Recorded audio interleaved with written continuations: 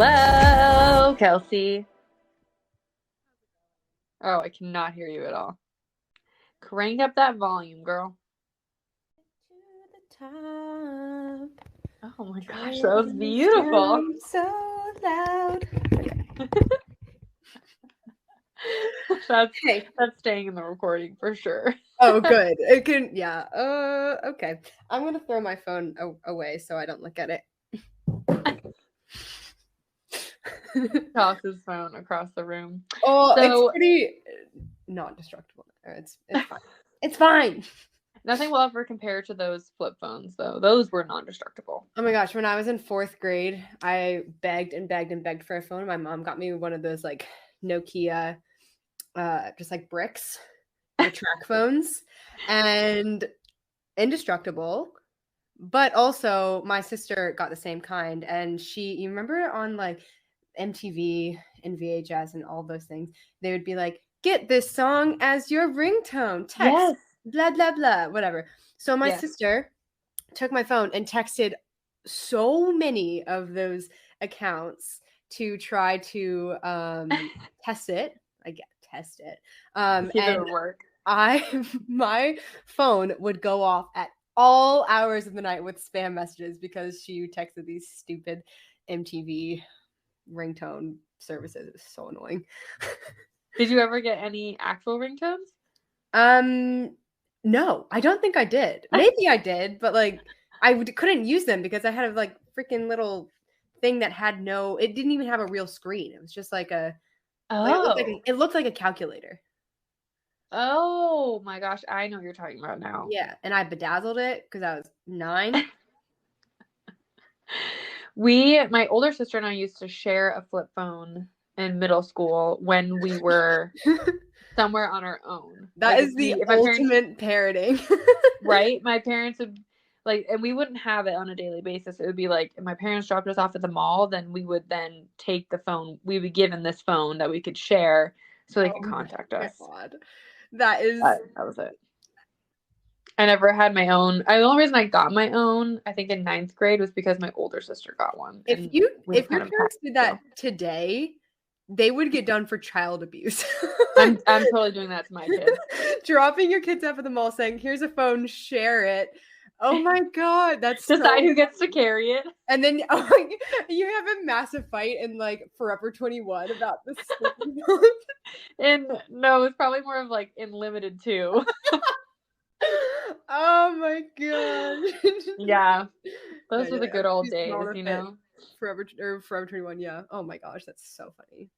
Sometimes I think to myself though, especially when I'm watching older TV shows or movies, I'm like, wow, what did people used to do before we had phones to play on? You know, it's okay, so you're sitting in the doctor's office when I'm waiting. You pick up I go on my phone. You read a magazine. Yeah, magazines. You read a pamphlet about anemia. The other day, I was hanging out with Joe and one of our other friends, and there was one point when, at least for 10 to 15 minutes, all three of us were on our phones. And I was like, to myself, it's like, wow, this is kind of embarrassing, but also I really just want to be on my phone. Yeah, we're just chilling. It was a Sunday night. I was tired. I think we all were. It's so weird. But also I know that I am in a complete comfortable relationship with a friend if I know that we can literally both just sit in the same room for however amount of time and just not communicate, but just comfortably be in the same place and not have to think about it. That's like the epitome of a good vibe, a good friend. I agree with that. You're like, I don't have to feel awkward. I can just do my thing and you can do your thing. And every now and then I'll just go, look at this. It's so funny. Ha ha ha. Move on. Ha ha ha. Yeah. I agree with that. Not having to feel like you need to fill the silence. Definitely. There's a healthy balance. There's a healthy balance. I think we just need to find it. Yeah. Yeah, for sure. So I need to know, prior to us recording, everybody, Kelsey was about to tell me what it's like learning how to drive on the other side of the road because she drives in New Zealand. Was it difficult? Did you find yourself accidentally turning into the wrong lanes at all? Because I feel like that's what I would do. Not really. It's kind of an easy switch. To be honest, though, when I first got to New Zealand, I didn't drive initially. It wasn't like I got off the plane and hopped in a car. Like it took me a little bit immediately behind the wheel. Yeah, it wasn't like that. It was kind of like I lived here for a while, and my boyfriend had a car, he has a car, but he had a different car at the time. And it was kind of an older car, and it wasn't manual, but it might as well should have been. Like it was like not a very good car. It was from like, it's as old as me. So so he didn't really let me drive it that much, which I was like, that's fine, you drive. But yeah, so I think I got experience on the roads just as a passenger, kind of getting used to being on that side. And like I've been to other countries where you like drive on right, but like it was an everyday kind of get on this side of the car. This is the way that this is the side of the street that I'm on. So it kind of became the norm for me before I even started driving. So when I did start driving, I kind of like it was already kind of ingrained in my head. Like, okay, this is the side I'm driving on. Okay. Turning left, turning right, things like that. But yeah, I mean, like I was saying, I used to drive a really big car in the States. And then when I got here, the cars in the States are huge and no one realizes it. But when you're in other countries, you're like, oh my gosh, the cars in the States are massive. Like if I see a double wide truck with a long bed, it looks so big. It is so like you see it and you're like, oh my gosh, how does that car fit anywhere? I feel like there's a happy medium because I've gone abroad before and I'm like, these cars were too small. I'm going to be claustrophobic, car sick. There's a happy medium. Yeah. But the cars here could definitely get very large. Some of those trucks are obscene and you need to take like a running start to get in them, which is not my cup of tea. Even like a sedan, which is like a small car in the States, is a medium-sized car in New Zealand. Like a small car in New Zealand, is like it's like a Suzuki Swift or a Volkswagen Golf, like very small, dinky little things. But most of my friends drive those kind of cars, like smaller cars. Really? I think I would get really car sick. They're fine. I mean, I drove a Golf for a while. And it's actually really good because I live in Auckland. It's really good in the city because I can fit anywhere in it. But like in Queenstown, when we lived in Queenstown, Will's got a big Subaru and that was fine. Like not a big Subaru, but a Subaru Outback. And that was good for mountain towns. But really, I mean, you do see some bigger cars, but the biggest cars really are like Ford F-150s. Well, there you have it, folks. Yeah, there you have it. I feel like it would be a struggle to drive on the other side of the road, but I applaud you for doing it so easily. It's not so bad. And to be honest, like when I go back to the States, I think it's kind of like a quick mind shift. You're driving and then you say, okay, I'm on this side first. And like the trick is that you have to think you're always going to be sitting on the line. So if okay. But what if it's 2 lanes? Well, like I mean, you just lanes on each side. If you're just thinking about the way the cars are going, you're always sitting on the midline, the yellow line. So I should not expect you to crash my car when you come drive it. I should be all right. Only a little fender bender. Yeah, we'll see. I'll just go to turn the wrong way. Which way do I go? I should be okay. I just want to get my nails done. I know. April, I've gotten nail inspo. I know we talked about my nails last week, right? We did, yeah. Yeah, I've got new nail inspo to go get them done. I'm going for black. Oh, okay. Because it's Halloween. And I'm trying to think of a good Halloween costume that I can make with the wardrobe I already have. I was just going to ask you what you're doing for Halloween. Well, I am going to go up to my friend's house in Nashville. I'm so excited. Nashville is one of my favorite places to do Halloween. It's Nashville's or just fall in general. Like it's still kind of warm, but they have like all these amazing pumpkin things. And I'm just so excited to see my best friend. I haven't seen her in so long. And she started dating this guy literally like a week after I went to New Zealand. So she's been dating this guy for over 2 years, and I haven't met him Yeah. yet. And it's my best friend. And I'm like, oh my gosh, how have I not met? That's so weird. No, I know.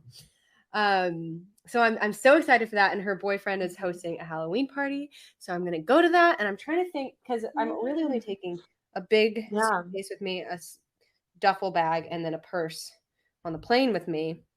So I'm trying to think of something I can make do. And I have a lot of black clothing. I know we talked about my neutral clothing that I'm bringing with me. We did. So I'm trying to think of, so far I've gotten, maybe I'll do Audrey Hepburn because she's got easy black. Oh, yeah, that's true. Maybe I'll do Sandy from Grease in her all black outfit because I can do that pretty easy. Mm-hmm.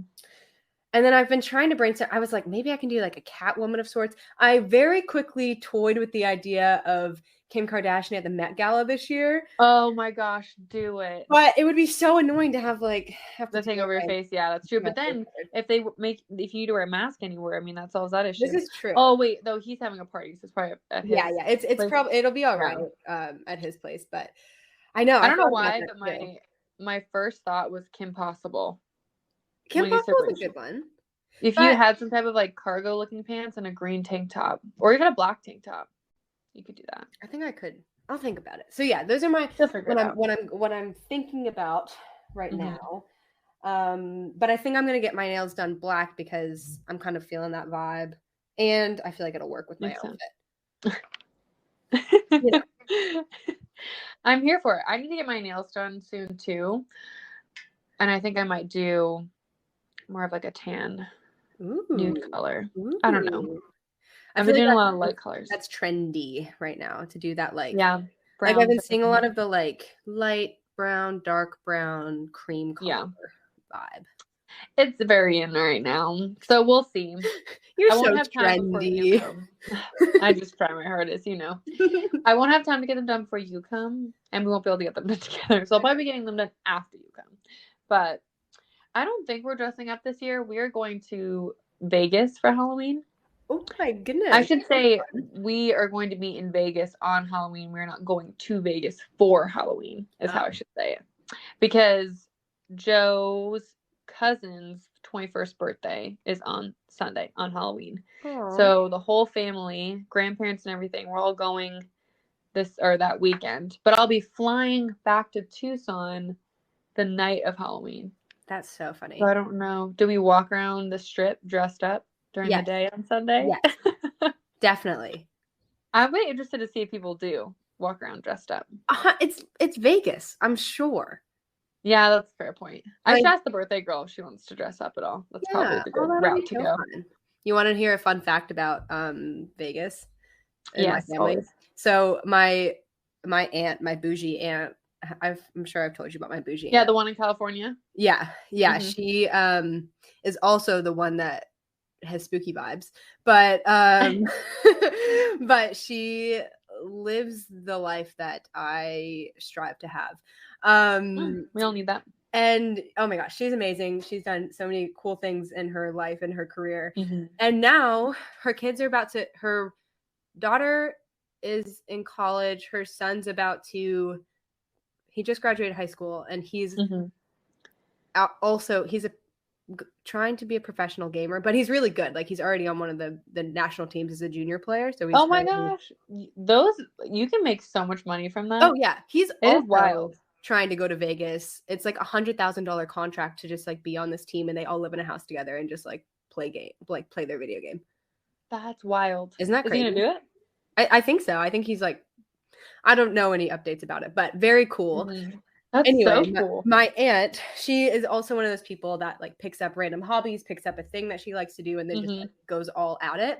So right now, her thing is playing poker, and she's so good at playing poker. That's amazing. And she will just pick up, go to Vegas, play some poker, and then go home because she lives in like outside of San Francisco. So just like pop over. Super close. Yeah. Pop over, play some poker, win because she's actually really good at it, and then just head on home. And does she fly?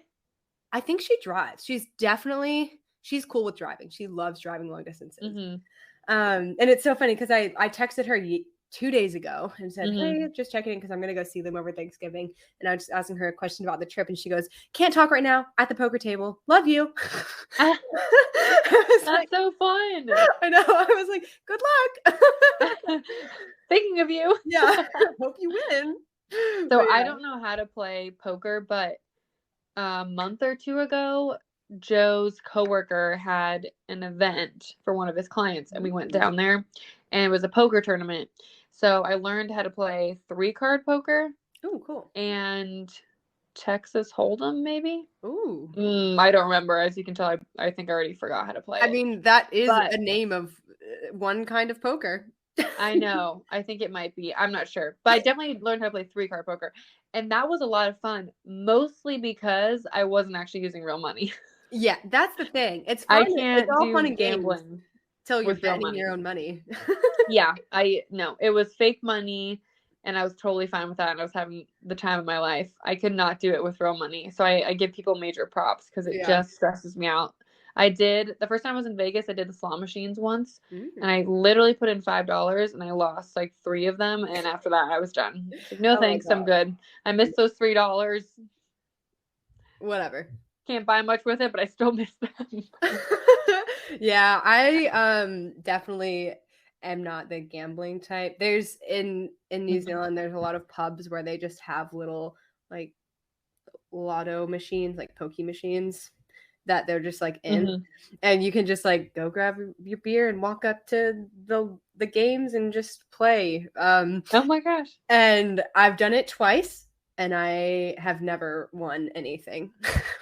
R.I.P. R.I.P. But also you have to do it with coins, and I don't really keep coins on me, so I'll just be like, hey, does anybody have any coins? I want to go play the game. Want to play with me? They really have you do it with coins? Mm-hmm. That's funny. Well, coins because you can do $1 and $2 coins.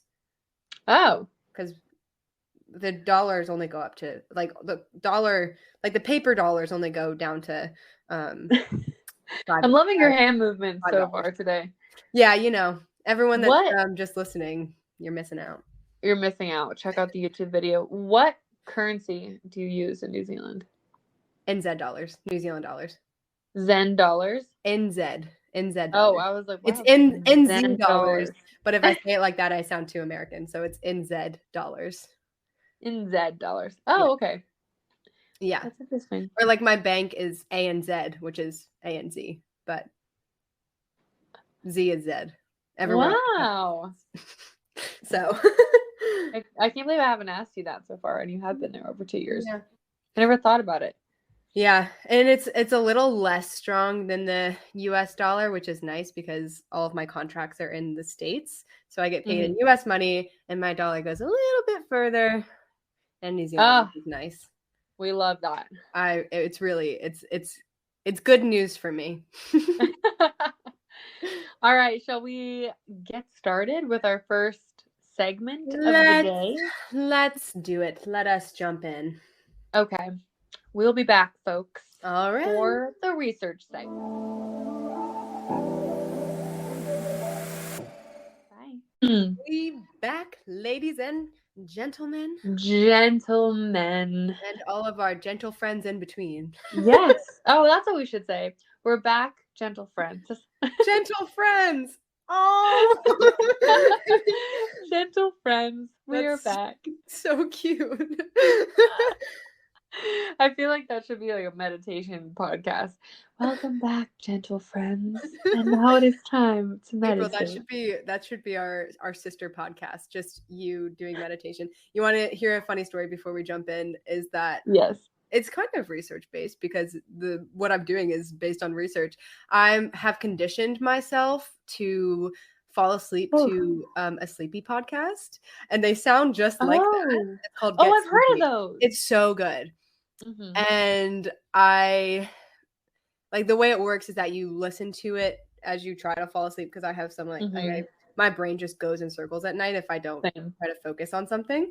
So I listen to this podcast, and I've conditioned myself to, as pretty much now, as soon as he starts talking, I'm just like, Like, I conk out. Don't they tell stories or something? It's so, and they're so sweet. For Valentine's Day, I suggest you listen to this one because it actually made me cry how nice they were. They were like, "You're loved and you're so important." And I was like, "Oh my God." Like, I actually started tearing up. I was like, "Oh my gosh, you guys are the best." You just cried yourself to sleep in the best way. In the best way. Like, it was like someone was saying nice things to me, and I was like, "Wow, you don't even know me, and this makes me feel very nice." Oh, what's it called? It's called Get Sleepy.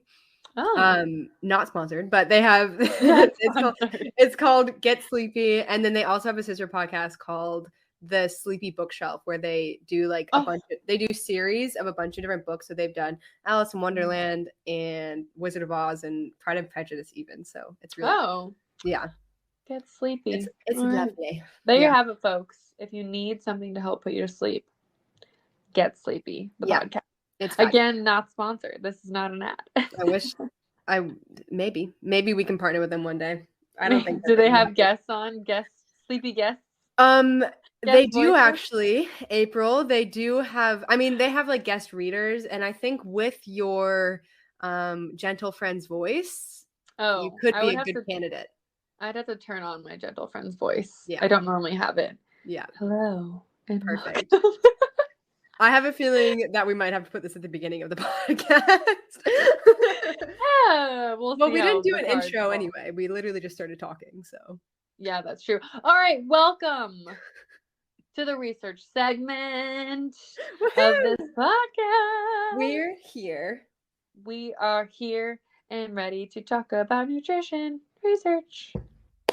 Yay. Should we come up with a theme song for us or a jingle? Yeah, we can. Okay. Just food for thought. April, you and your puns. I can't. All right, research time. We've gone off topic so many times already. Today we are talking about probiotics. Oh my gosh, yay! I love probiotics. They're the best. Okay. So I want to do a little run through of probiotics and prebiotics because I know just a little explanation of both for our audience in case you haven't heard of them or you have heard of them and you don't really even know what the heck they are.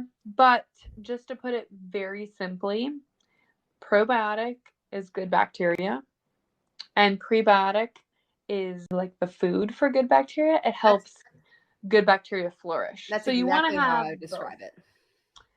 Simplest terms, you want to have both. And best news on the planet, friends, you can get both from food sources. Yes. We love it. So prebiotics you can get from fruits, vegetables, and whole grains are the main sources of prebiotics. That out of the way, because we're not talking about prebiotics today. We're talking about probiotics.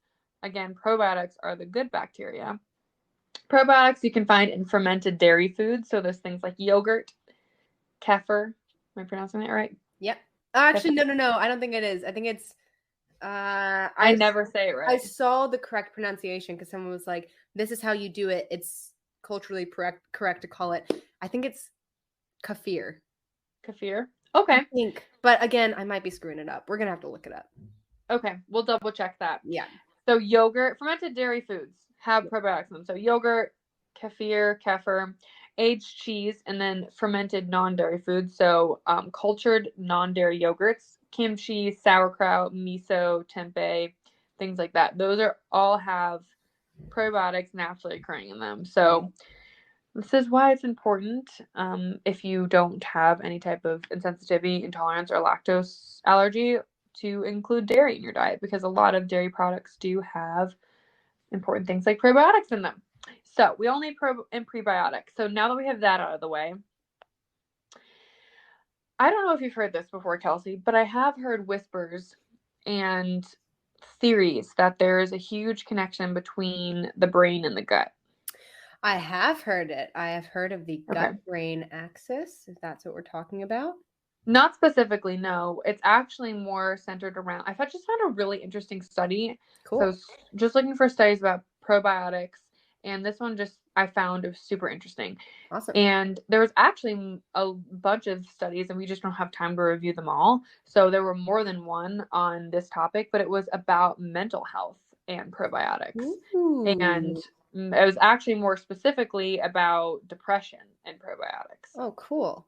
It was really cool. What we might want to do Mhm. is if people do want to access all of those other articles, if we want to share them on our Instagram page so that and just have a list there so that people can access them on a post or something.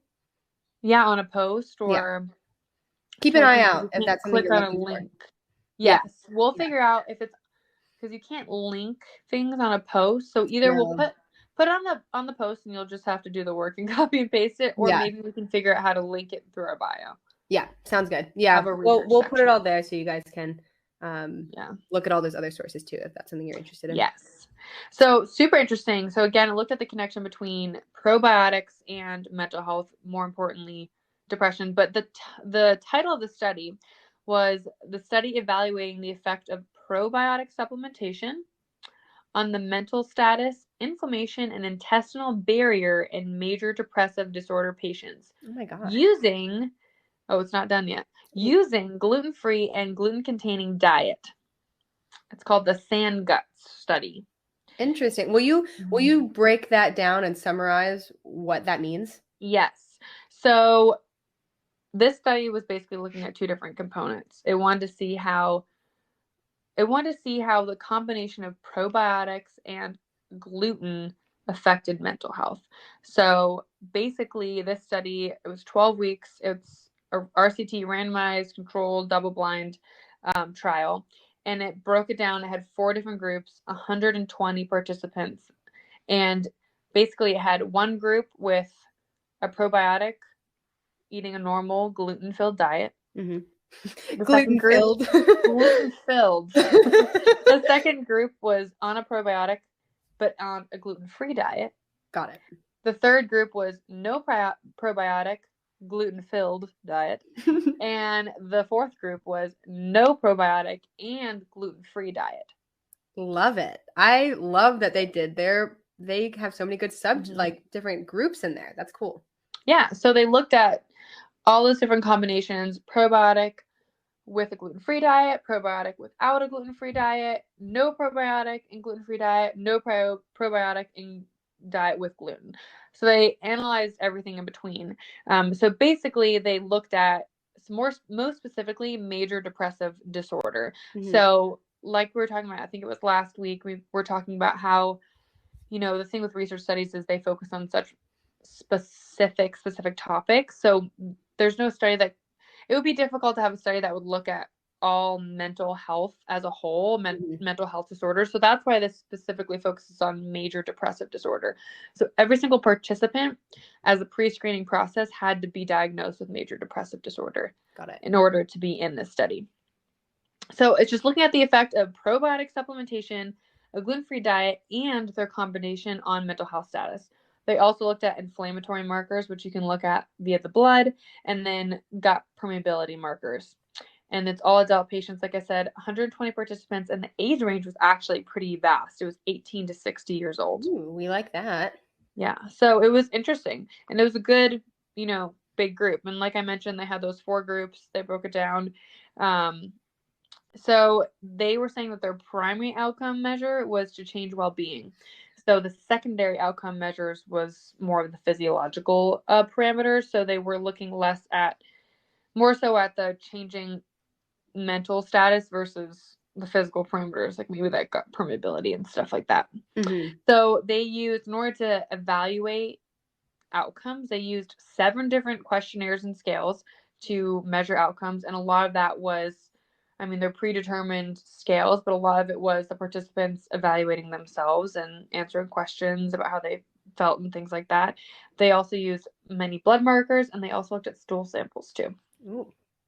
So something to think about with this study that the study points out, and another thing, just information about research studies, is at the end of the research study, they usually will point out parameters or biases that they recognize that may, affect the data. So for example, for this study, they pointed out that it was impossible to make, where it does say it's a randomized control and double blind. They could do that for the probiotic because you could give someone a probiotic pill and then a sugar pill and not tell them what it is. But they could not do that for the gluten-free diet, obviously, because it's 12 weeks long. Basically, they educated the participants, on how to eat a gluten-free diet.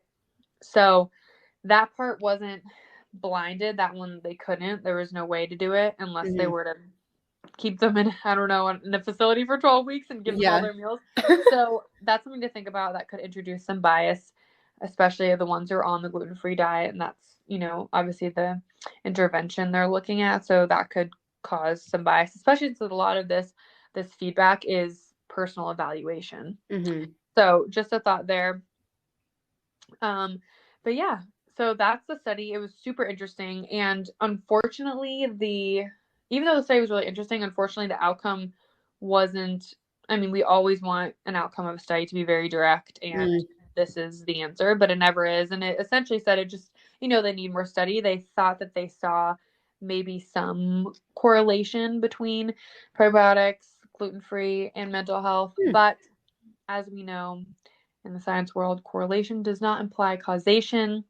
So basically, there needs to be more research done. But there were some indicators that said it might possibly affect mental health and help improve major depressive disorder, which I thought was really interesting and cool. Yeah. Oh, that's so cool. I love that study. I don't know, it just seems like they, I don't know, did a pretty good design for that one, even though the outcomes weren't 100% what they wanted. I think it's a good design. And I know I've said it before, but when it does come to self-reporting, it can be really hard. I do kind of think there's a difference between self-reporting and kind of like our episode a couple weeks ago of muscle soreness and self-reporting on mental health. That's a fair point. Health. What's the word I'm looking for? Mental health status. You're looking for the word status. Yeah, looking for the word status. So yeah, like I think there's a difference between, sharing muscle soreness and self-reporting mental health status, because when in the whole world of mental health, it's not something that's really easy to diagnose with a biomarker or with a measurement or with a number. Right. It's all self-reporting. So I think there's kind of a difference in the way that counts as a measurement. When it comes to mental health, I think self-reporting is probably going to be one of the best measurements for it, because that's how we diagnose it in the first place. That's a very good point. And they used 7 different types of questionnaires and scales. Yeah, which is cool. So they used a wide range and all of these scales and questionnaires they utilized were ones that are used in mental health practice. So they weren't just a random questionnaire that they had come up with on their own or something like that. Yeah. So it definitely, I feel like touched on a lot of realms in terms of the self-reporting. For sure. And I do wish the outcomes were a little bit more clear, but it's kind of based on what I brought up earlier, is like that gut-brain axis. So the gut-brain axis, I'm looking up a specific definition, so I'm sharing exactly what it is, but it's just the signaling that takes place between the gastrointestinal tract and the central nervous system. New research describes the importance of the gut microbiota, which is what we're talking about, in influencing these interactions. So that can be affected by probiotics, prebiotics, things like that.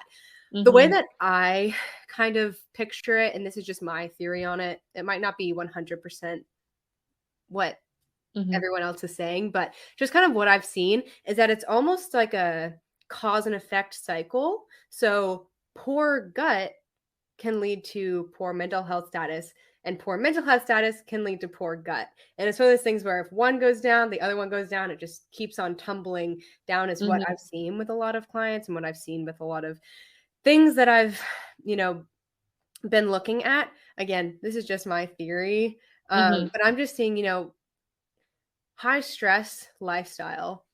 A lot of people with really high stress, I'm not saying that everyone with type A personalities are like this, but a lot of, people that put a lot of stress on themselves, a lot of those people have gut problems, gut issues, IBS, IBD, just even bloating, constipation, diarrhea, things like that. And I'm not saying that a high stress lifestyle will give you IBS. That's not what I'm saying. You I'm heard it just here, saying, folks. yeah.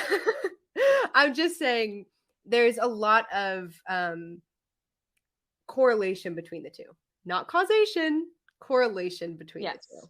I agree with that. I've seen that before too, but it's just really interesting. Yeah, definitely. Mhm. And it is one of those things that I am so excited to see the research that comes out of this, Mhm. because it is a really new idea and a new theory. And I think that Mhm. the more that we look into it, the more that will come of it. And, maybe it will have a really big effect on the whole, mental health situation that's going on in the world, especially with everything going on in the world. I feel like mental health has become it's Mhm. become a normal thing to talk about, which is awesome. But I think a lot of people are struggling a lot with mental health in the world as well. Mhm. So, I mean, if this is Absolutely. just one factor that goes into that, into, helping others, I think that's great. Mhm. And this just goes to show why, it's just important to eat a wide range of foods. And like I said at the beginning, you can get pro and probiotics are very important to have in order to promote healthy gut, but you can get those through actual food sources. You don't need to go out and buy a supplement or anything like that. You Mhm. can get them through natural sources. So eat your fruits and vegetables, whole grains, just get a variety of foods in there and you'll get Definitely. a little bit of everything. Yeah, Um, and kind of with any other supplement, as a general recommendation, I'd say you can, for the most part, get all these micronutrients or pro and prebiotics through food. If maybe you just hate all probiotic containing foods, then I would consider maybe taking a supplement. But if you don't, then there's no need to do it. yeah, Spend that money. definitely. What I always say, a good metaphor or way to describe it to people, I'd say, is that your gut microbiome, you want it to be as diverse as possible. Imagine that your microbiome which is in your gut, your microbiome just has all of your bacteria in it. And I like to say, imagine it Mhm. as either a rainbow or a coral reef or even like a charcuterie board of beautiful, amazing colors. You want as many colors in there as possible, as much diversity, as much variety, just to really make it as beautiful and as thriving as possible. And you can do that by eating lots of different foods. I like the coral reef one the Yeah, best yeah. because it Like has a finding lot of Nemo. things. Yeah. So, Before we wrap up, I did pull up the list of the questionnaires and scales that well, they awesome. use for the patient. So they use the MADRS scale, so the Montgomery Asberg Depression Rating Scale. They use the BDI Beck's Depression Inventory. They use the SCL-90 scale, so the Symptom Checklist 90 questionnaire. PSS-10, the Perceived Stress Scale. CTQ questionnaire, childhood trauma questionnaire, SF-36 health survey, so the short form health survey, and then the GSRS scale, so the gastrointestinal symptoms rating scale. So they used a nice wide variety there. Cool. But yeah, very interesting. I stumbled upon it and I wasn't even looking for it, which is the best way to Yeah. come about Oh, it. awesome. Well, I Yeah. love that study. I love getting to talk about the gut. I think it's one of Mhm. the most important things in nutrition. Well, I mean, Yes. everything's important in nutrition, but I know, right? How do you I love even pick talking about one? gut. If your gut's not happy, your body's not happy, I find. So, True. yeah. True. All right. Well, Awesome. I'm excited to hear about your recipe. I'm excited to share. All All right. right. Talk to you We'll be back. soon.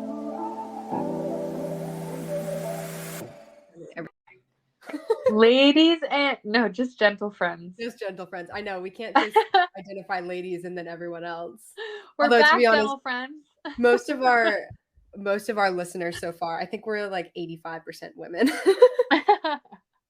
That's okay. We're here We for the like ladies. ladies. We like everyone in between. Well, we're back, gentle friends, gentle ladies, gentlemen, gentle I feel like anyone. we need a group name for like taste buds listeners. Can we call them like our buddy taste buddies? Oh. Oh, oh my gosh. All right, we're opening up from now on saying, hello, taste buddies. What's up, taste buddies? Oh, that's actually I kind of love that.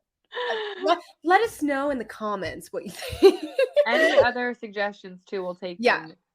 Would love suggestions. Taste butters, taste budettes, taste Taste buddies. buds. Cute. I love it. I like taste buddies. That's really cute. Taste buddies is fun. All right. Okay.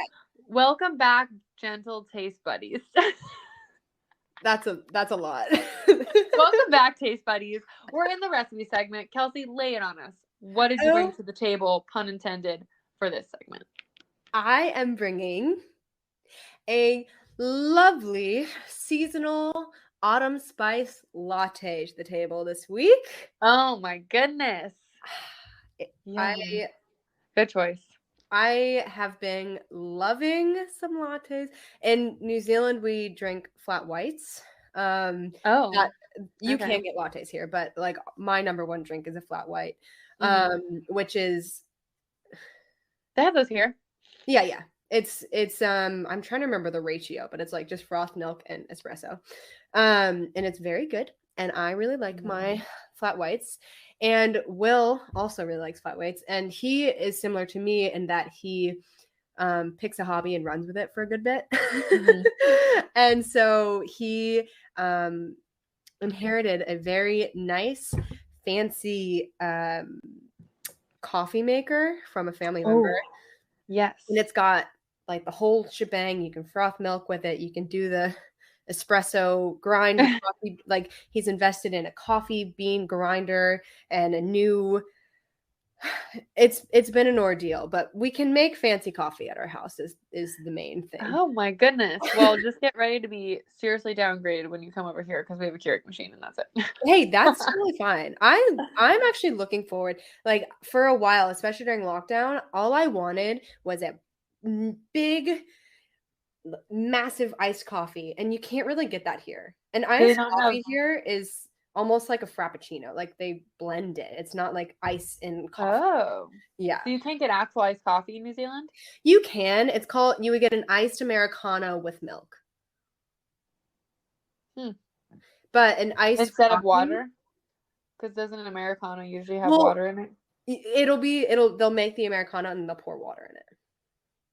So it would be instead of the water, they would put milk? No. Like they make the Americano. It'll be water and milk? You can't make Americano and milk. Well, I know, that's what I was wondering. Wait, so they put water and milk in there? Well, they use water to make the coffee. What is with these New Zealanders, these Kiwis? Everyone that's listening is like, do you guys not know how to make coffee? Anyways, tell us about your flat white.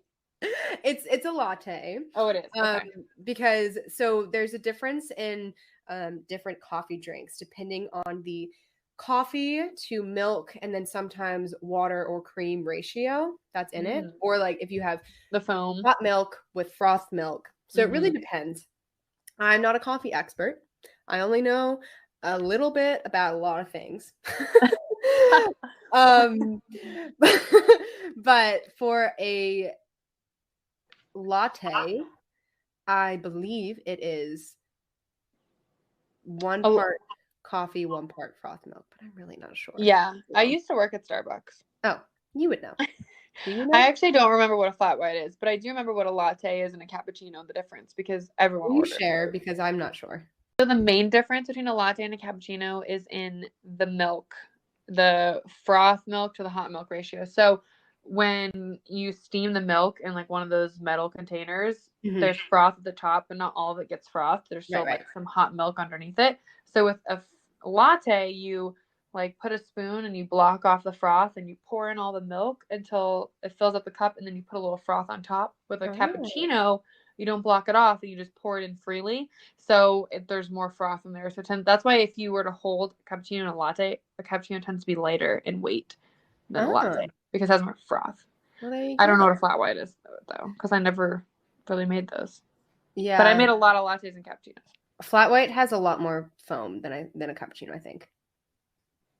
I don't know. Maybe it has less foam, but I'm not sure. Maybe it's all foam. That's the only option that's left. It's just a cup of foam. Actually, you can get that here. It's for kids. It's called a fluffy. Oh, that's so cute. And it's just warm milk on the like a little bit of milk and then lots of fluff, lots of foam. Oh, isn't that cute? A fluffy. I know. That's super cute. Yeah. So anyway, my autumn spice latte, which might actually be a cappuccino now that I'm thinking about it. It is really yum, and I use some autumnal flavors like Oh, cinnamon and cloves. wonderful. Yum. I was thinking of doing like a pumpkin spice as well, but I decided to just make it all of autumn, especially because this episode will be coming out after Halloween, and I feel like October is the time for pumpkin spice, and then it kind of I feel like as a country, the US kind of just goes through a collective food jag of pumpkin spice. And everyone's just like, we love it. And then it kind of just everyone moves on. And then they come back to October and they go, we love pumpkin spice, and then everyone moves on. So I decided to make it an all seasonal drink of autumn spice. So I did cinnamon and cloves, a little bit of vanilla, and some maple syrup. Yum. And so you mix all of that together, and then you make your espresso, or you can just do really strong coffee as well. Pour that in, mix it all up, froth your milk, pour it on top it with a little sprinkle of cinnamon, and enjoy. You just gave me so much inspiration for my coffee tomorrow morning. I cannot begin to tell Give you. it a go. It's so good. I have made a kind of variation of this with pumpkin spice, but with the first mixture, you do pureed pumpkin in it as well, and that's really good too. So. Oh, I'm so excited because I don't have a frother, but we do have almond milk and coffee, and I do have maple syrup and cinnamon, nutmeg, cloves, all the spices. So I may just get fancy tomorrow morning. Yeah. Especially since I have to go to work earlier. In honor of our vegetarian, plant-based / vegan week this week as well, keep in mind you can always swap out your milks for a plant-based milk if that's something you want to do. You can do almond, soy, coconut, oat, rice, anything under the cashew, anything under the sun. You can switch that out, and the maple syrup is already vegan, so go for it. Yeah. And just as a little add-on, dairy milk versus non-dairy milk, one is not better than the other. They just provide different benefits. So what the type of nutrients you're going to get from dairy milk versus non-dairy milk is just going to be different. So it's not a milk. What I've read recently is it's not a milk substitute. It's a milk alternative. Ah, there we go, folks. It's a milk alternative. Yes.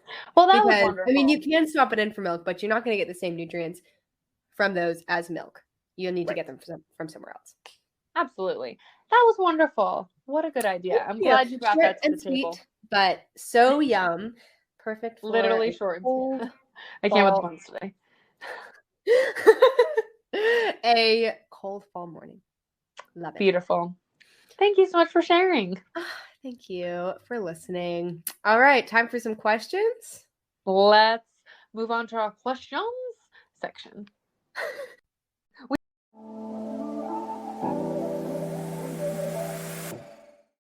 We back, channel friends. All right, taste buddies, we are here. And it's time for my favorite segment. I have a favorite. It is what it is. The question and answer section. The question and answer. The Ask a Dietitian. The FAQ. So if you didn't figure out already from the name of our episode, soy, you think you're better than me, huh? We are touching on or answering some of our vegetarian, vegan-centered questions. Yes. April, you're cracking me up right now. Just that peak performance. The puns, the taste buddies. I'm still not sure if I'm 100% sold on that title. I know I came up with it, but I thought it was beautiful. Okay, maybe I'm just self-conscious. All right, I've pulled up the questions, April. Shall I get started? You shall. Okay. Question number 1. What is the difference between different alternative non-dairy milks, such as oat milk, coconut milk, nut milk, soy milk, etc.? Very good question. And I would say, just to, as a summary, just a more succinct answer is the difference would probably be in the nutrient content. You're going to get different micronutrients if you're drinking oat milk, if you're drinking coconut milk, or versus nut milks and soy milks. So Yeah. I would say, there's enough variety of foods out there, and beverages, I would choose the milk. If non-dairy milk is your preference, instead of dairy milk, choose the milk that you like the taste of, because you can get whatever you're missing out from not drinking the other milks, you can get from other sources 100%. Definitely. One thing I do want to point out here, the outstanding milk that I'm seeing here is the coconut milk. So keep in mind that that one's just a little bit different, and it might have different nutrient composition, because if you're thinking about the ones that are produced, as a filter, almost like a filtration, they're going to be pretty low in a lot of different nutrients, calories, things like that. Whereas coconut milk will be a bit more rich and have a stronger flavor than the other one. So if you're using it for cooking or baking, or just, looking for higher fat foods, things like that, that's where you'll see that difference. Beautifully put. Thank you, Kelsey. I love it. You're welcome. You're welcome. So next question is how to increase iron intake on a vegetarian diet. This is actually awesome. I literally am just writing an article about having a high Oh iron my goodness. You want to take on this one? Sure. So some high iron foods, you'll probably hear, oh, iron's only in meat and eggs. That's not the truth. Not the truth. Iron is very abundant in a lot of plant-based foods. Some of them including beans, which are also a great source of plant-based protein and fiber.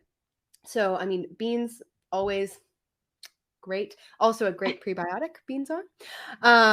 Same with green leafy vegetables, great source of iron. Things like spinach, kale will all be really high in iron.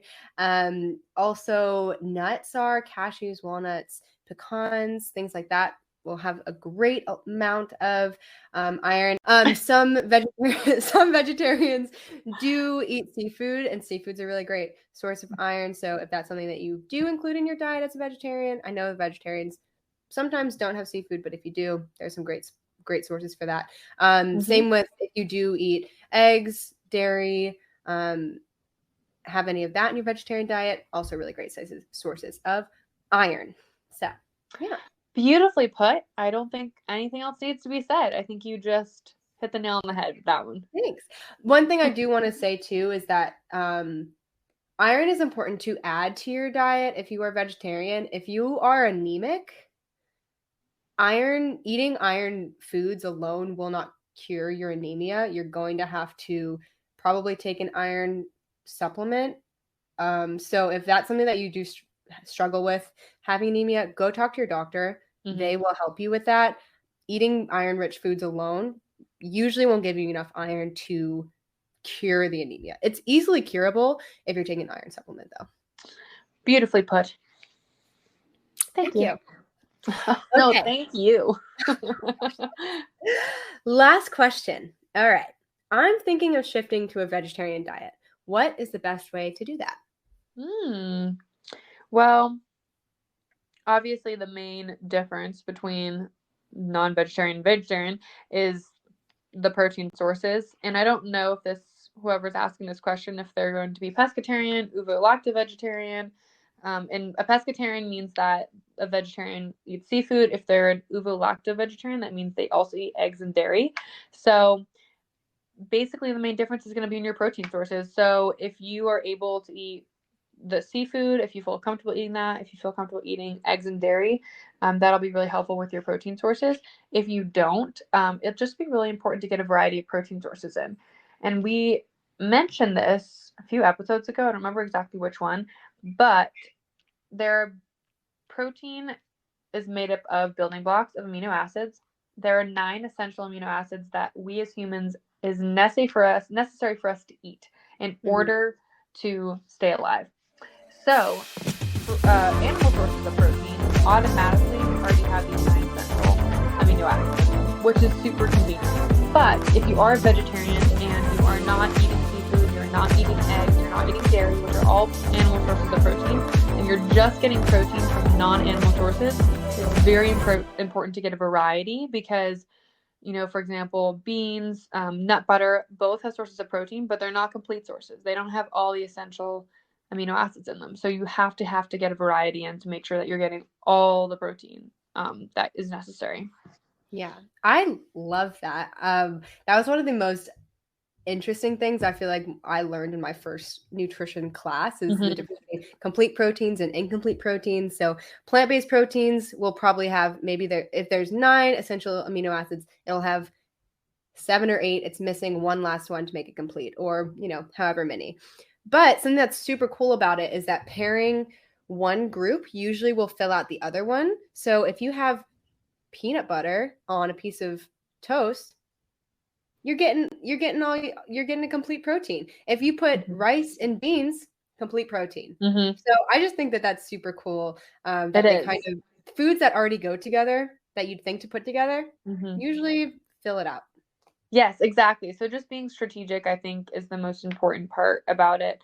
And then something else to keep in mind too, vegetarian sources of protein are not as bioavailable as animal sources of protein, which means it's just a little bit harder for our bodies to digest and take in. So maybe just trying to really pay attention to those protein sources, getting more in, because it's just harder for your body to digest and absorb.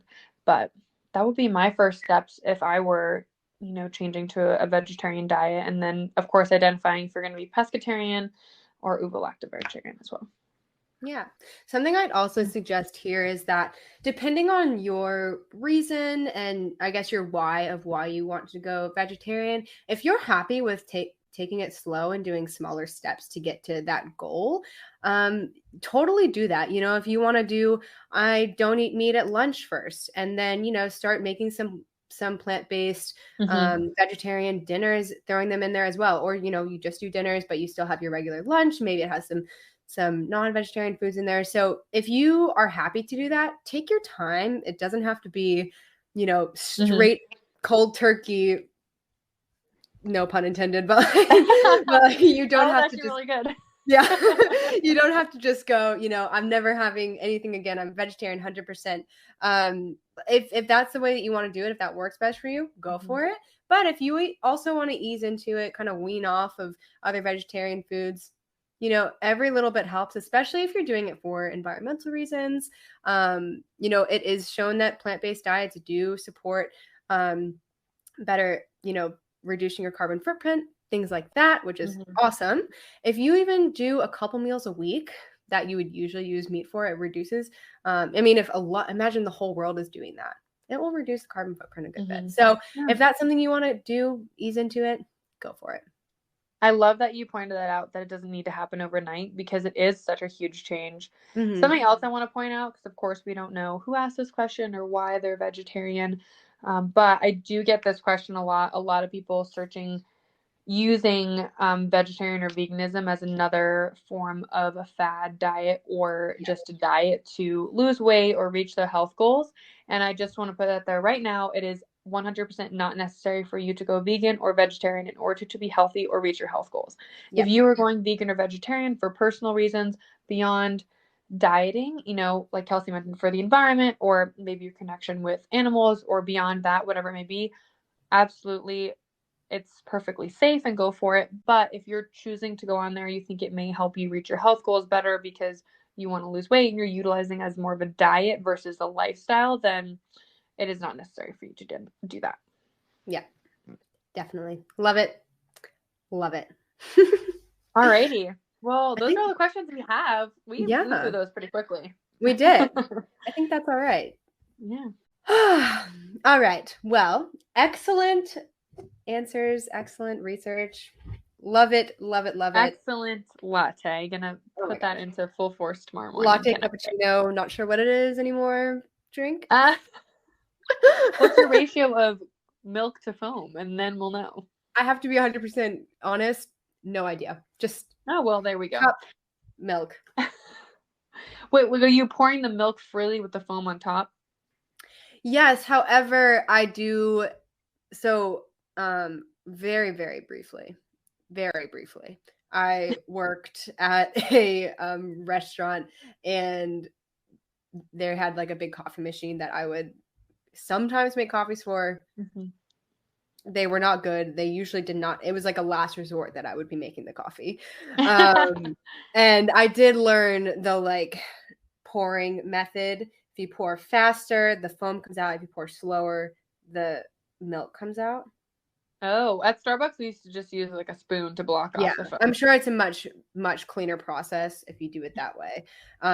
So I pour slowly. I don't even remember now. Maybe cut this out. For those who are listening, Kelsey's just pouring into the air right now. She's pretending to pour. Listen, the next time you don't know that much about making coffee. We brought you on this podcast for your coffee expertise, and you're letting us down. Oh, we need a barista on here. We have a guest speaker, an official barista. Actually, my little sister works at both my little sisters work at Starbucks. All right. Well, it's a family affair, April. It is. They just want to follow in my great Is it the same location? No. Oh, There's one that works back in Massachusetts and Boston, and then the other one actually just started at ASU up here in Phoenix, and she works at the Starbucks there. Oh, that's so cute. She did work at the one. Actually, I take that back. When she was in high school, they worked at the same one. Fun. My sister and I worked at the same ice cream. Well, if you live on the East Coast, we worked at Rita's together. Rita's. Water ice and custard, but it's like Italian ice and soft serve placed, and we would work together sometimes. And as a 16-year-old and 18-year-old, we definitely didn't get along. Sounds about right. Now we're much closer, and we're kind of, I would say we're much closer and friends now. At the time, everything was a fight. Classic. Yeah. So fun. All right, everybody. Well, thank you guys so much for listening today. And again, if you have any questions, please submit them. We'd love to answer them. Any comments, any feedback, rate us, let us know how we're doing and anything we can change or improve on. We love to hear it.